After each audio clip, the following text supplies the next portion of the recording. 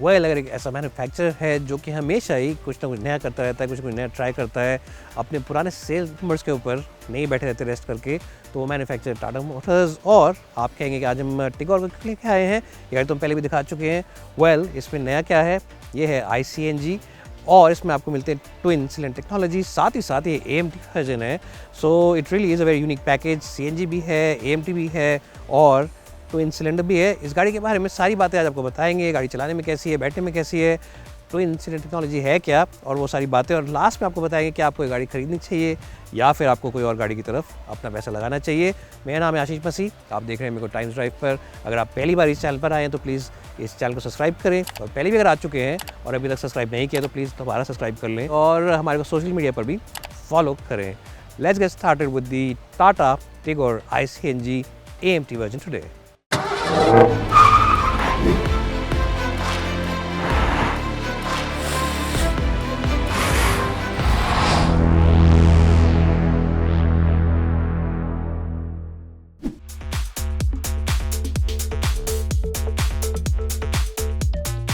Well तो मैं आ चुका हूँ टाटा टिगोर ICNG ऑटोमेटिक के कैबिन के अंदर, और अब इस गाड़ी को हम एक बारी आपको दिखाते हैं। सबसे अच्छी चीज़ क्या आवाज़ एक बारी फिर से करते हैं,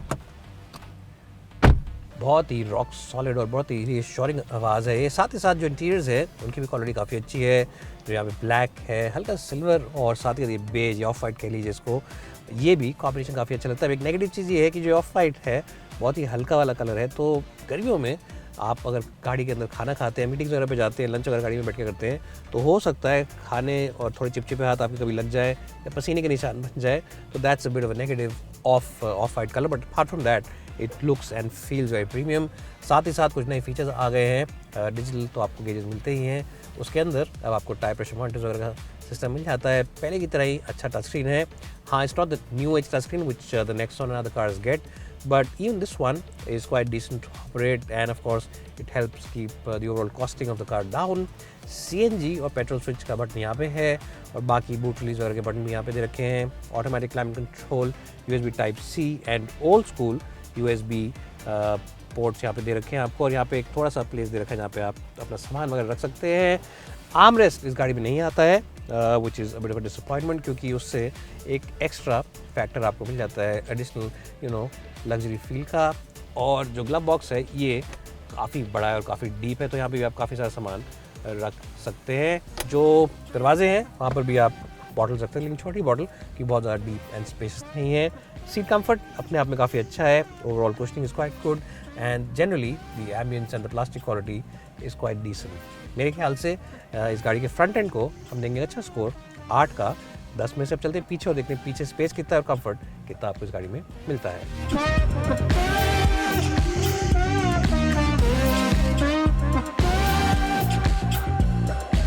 वेल तो मैं आ चुका हूँ बैक सीट में, और आप देख ही सकते हैं कि नी रूम ठीक ठाक है, हेड रूम अच्छा खासा है, और गाड़ी की सीट्स भी काफ़ी अच्छी हैं। कुशनी जिसे कहते हैं वो सीट्स हैं, कुशनिंग बहुत बेहतरीन है, और साथ ही साथ चौड़ाई में भी ठीक ठाक है। बहुत ज़्यादा चौड़ी तो नहीं है, बट आई थिंक 3 लोग यहाँ पे आराम से एडजस्ट हो जाएंगे, because the seat comfort generally is good.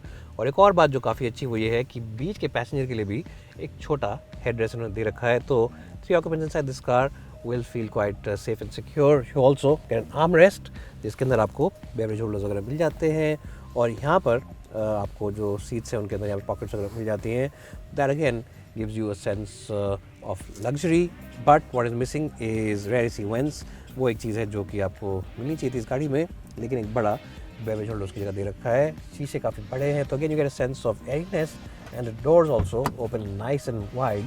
काफ़ी अच्छे दरवाजे खुल जाते हैं, तो उससे भी चढ़ने में और उतरने में जो एपेचर है वो काफ़ी इजी है।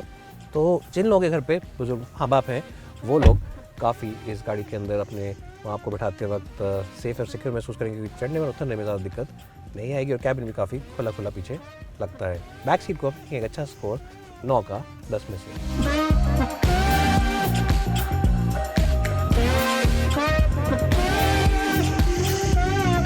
वेल जल्दी से आपको इस गाड़ी का बूट दिखाते हैं, डिक्की दिखाते हैं, और दिखा देते हैं कि कितना यूजेबल है या फिर यूजेबल नहीं है। क्या सिर्फ जो ट्विन सिलेंडर टेक्नोलॉजी की बात करें टाटा मोटर्स, ये गिमिक है? वेल नहीं, अच्छी बात है कि गिमिक नहीं है, एक्चुअली इट डज़ वर्क। आप पहले देख लीजिए कि यहाँ पे स्पेस ठीक ठाक है, ऐसा नहीं कि बहुत डीप है और बहुत स्पेशियस, बट ठीक ठाक है कंसिडरिंग कि गाड़ी सीएनजी है और डिक्की के अंदर सीएनजी टैंक्स लगे हैं। और आप यहाँ पे आराम से मेरे हिसाब से 2 बड़े लगेज के सूटकेस अगर आप पीस वगैरह रख सकते हैं, या फिर आप 3-4 छोटे बैग रख सकते हैं।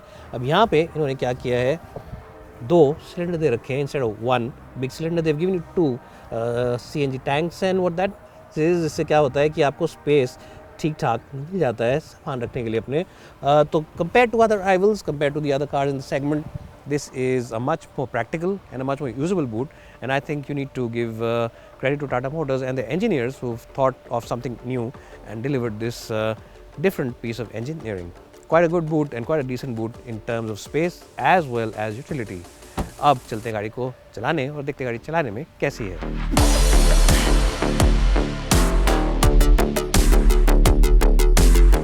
Well, तो मैं अब चला रहा हूँ Tata Tigor ICNG with the AMT.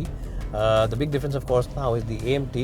अगर हम बात करते हैं इसके पावर आउटपुट की, तो आप सभी जानते हैं 1.2 पेट्रोल इंजन इसमें आता है और इसमें आपको मिलता है 72 bhp when you put it on CNG, और अगर आप पेट्रोल में जाते हैं तो करीब करीब 84 bhp की पावर ये देता है। तो थोड़ा सा of course on paper drop ज़रूर है, बट रियल लाइफ में अगर आप इस गाड़ी को चलाते हैं तो इतना कोई मेजर आपको डिफरेंस नहीं पता चलेगा। ख़ास तौर पे अगर आप शहर में चलाते हैं हाईवे पर या फिर खाली रास्ते पर, जैसे अभी हम चला रहे हैं बिल्कुल हाईवे के रास्ते पर, तो यहाँ पर तो आपको थोड़ा बहुत इमीडिएटली पता चल जाएगा difference. But within city, within traffic, when you driving bumper to bumper, वहाँ पर आपको कोई मेजर परफॉर्मेंस ड्रॉप वगैरह पता नहीं चलता है। दूसरी इस गाड़ी की अच्छी बात यह है कि आप इस गाड़ी को स्टार्ट ही CNG पर कर सकते हैं, ये भी एक अच्छी बात है।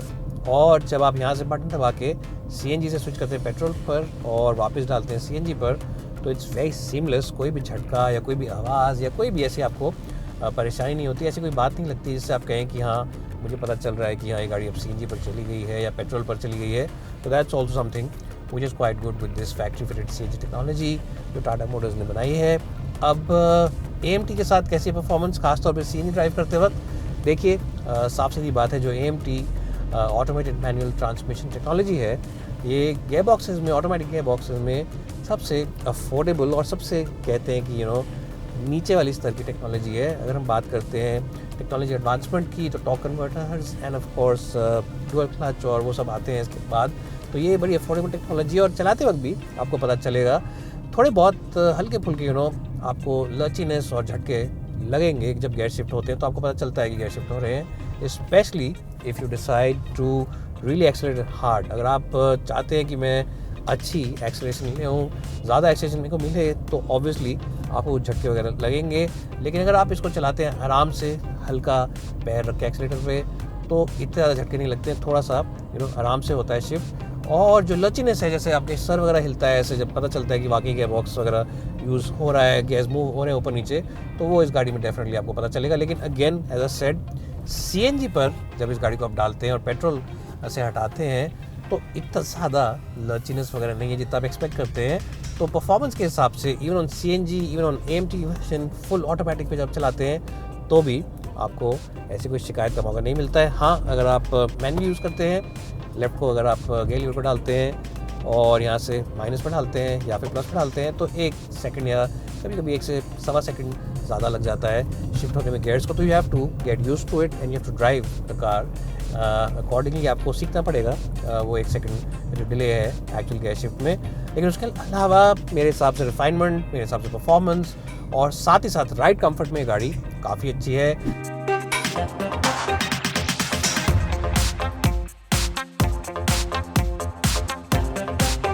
अगर हम बात करते हैं राइड कंफर्ट की, तो इसके जो सस्पेंशन की सेटिंग है वो बिल्कुल एक्यूरेट है, यानी कि ना ही इतनी सॉफ्ट है कि अगर आप इसको लेकर निकलते हैं हाईवे पर तो आप नर्वस हो जाएं, और ना ही ये इतनी ज़्यादा टाइट है, इतनी ज़्यादा स्टिफ है कि शहर में ट्रबल स्टिफ पे से या फिर एक्सपेंशन जॉइंट पे आप गाड़ी को निकालते हैं तो आपको अनकंफर्टेबल लगे, आपको ऐसा लगे कि मुझे झटके लग रहे हैं अंदर। तो it's a very good mix of both overall comfort as well as offering you that right amount of confidence when you take it out on the highway. साथ ही साथ स्टीयरिंग व्हील का जो फीडबैक है वो भी काफ़ी अच्छा है, काफ़ी एक्यूरेट है। और एक्यूरेसी के साथ साथ ही एक और चीज़ जो इसकी अच्छी है वो ये है कि इसके अंदर आपको वज़न ज़्यादा नहीं मिलता है, यानी कि अगर आप दिन भर शहर में गाड़ी चलाते हैं तो आप थकेंगे नहीं। कुछ लोग जो होते हैं वो कहते हैं मेरे कंधे दर्द हो गए, मेरे हाथ दर्द हो गए गाड़ी चला के, क्योंकि स्टीयरिंग बहुत भारी होता है।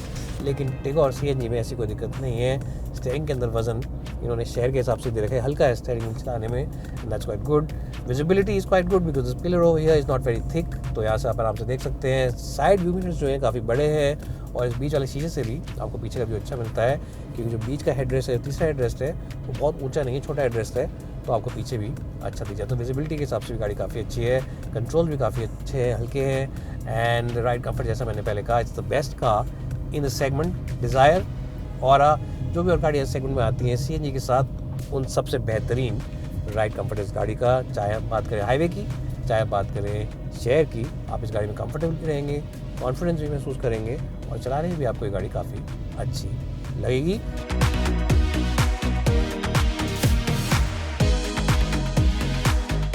तो overall I think it's the most non CNG car that you will ever drive.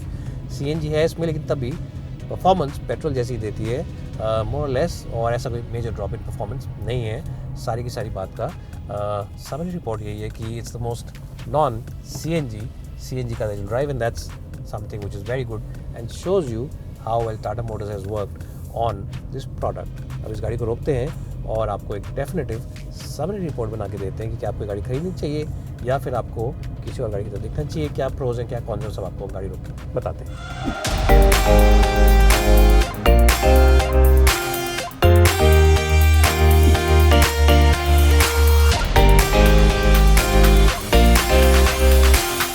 अगर बात करते हैं टाटा टिगोर ICNG ऑटोमेटिक की, AMT की, तो सबसे अच्छी बात इस गाड़ी की ये है कि आपको बहुत सारी चीज़ों के सोल्यूशन देती है।